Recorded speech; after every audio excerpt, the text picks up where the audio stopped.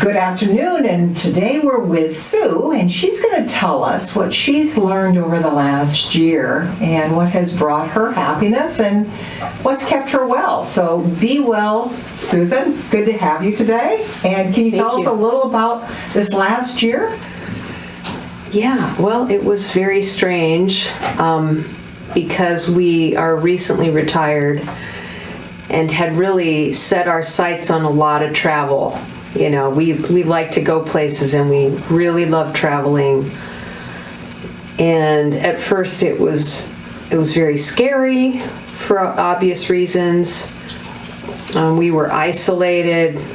You know, that was really hard.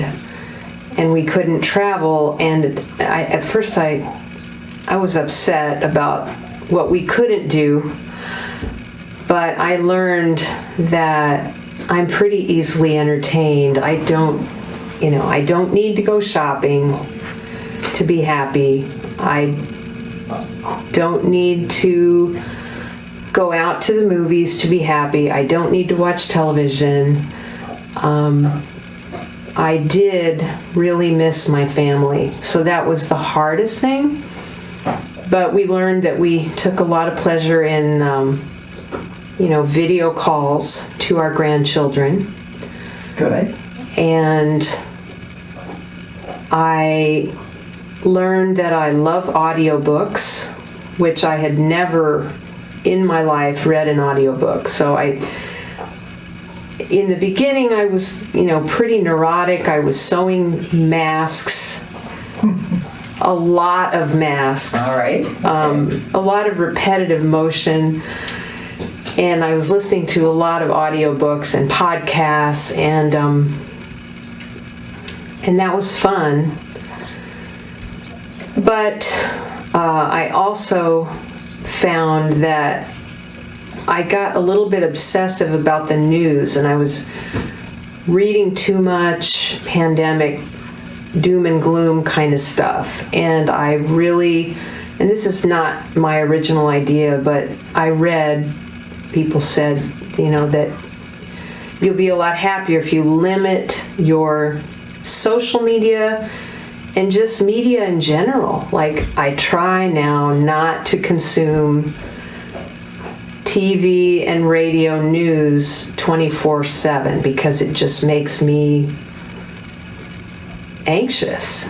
I feel happier if I keep my news consumption to a minimum. I do like to know kind of what's going on in the world, but I try not to check 15 times a day on the news. And I missed my friends. Not that I had that many friends, but I had a few friends because we recently moved to Madison, and I did find that Zoom was an okay way to kind of catch up socially. I did learn that it's not a real substitute for eye contact. Absolutely. Or that real feeling of warmth between two human beings, Zoom was limited, but I felt lucky that we had it. Mm-hmm. And I felt grateful. I think gratitude is, again, not my original idea, but I think it's important. It's huge. To be conscious of, your blessings and what you've been given, and we were very lucky. So my husband and I felt really conscious and aware of how lucky we were.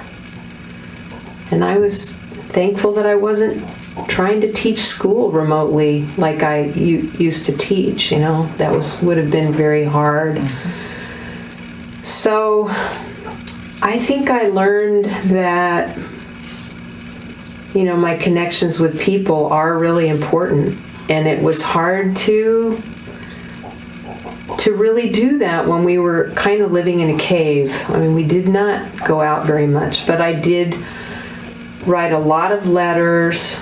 I had sort of a letter writing campaign with a few of my mother's friends who are still alive, and some of my friends' moms.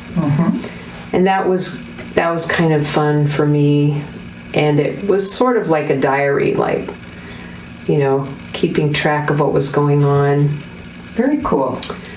And I found that I was really happy. I took a class from the university. They have these online free classes for people who are over 60.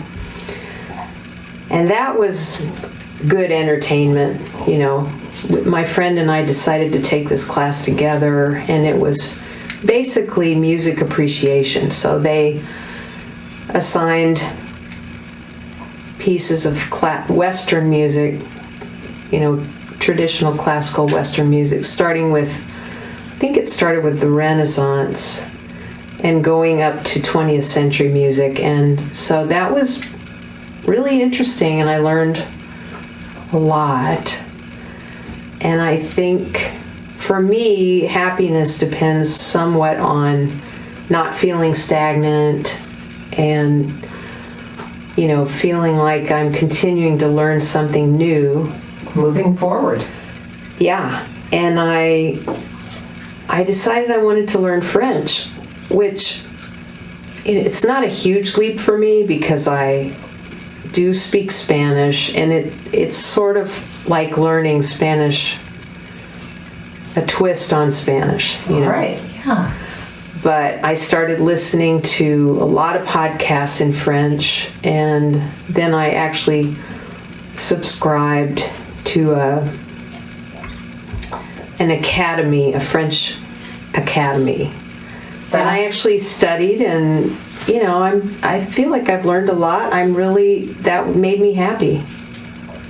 Merci. Because I like sort of seeing other perspectives, from around the world. And so I spent a lot of time trying to maintain my Spanish skills and my German skills, and then picking up French was it's kind of a little brain expanding activity. Wonderful. So that was fun, and I'm still doing that. And we couldn't eat out, and I didn't find that I missed that very much, but my husband and I tried to sort of eat well, healthy and well, and that makes you feel happier. It does. It does. And just trying to do simple things with what you've got in the house without running to the store for that one thing that you need for a recipe. Instead, just looking and saying, what have I got? What can I make do with what we have on hand? Boy, you're full of great ideas. So thank you. That was fun. Yeah. Thank you for sharing. There's a lot there. I love your gratitude. I think that's something that I'm grateful for you, and having you here and being able to share with you and my audience. And make sure, if you're listening to this and you haven't subscribed, to make sure you subscribe to Be Well. And thank you, Sue, and we'll see you at the gym. Yeah. Thank you. Thanks.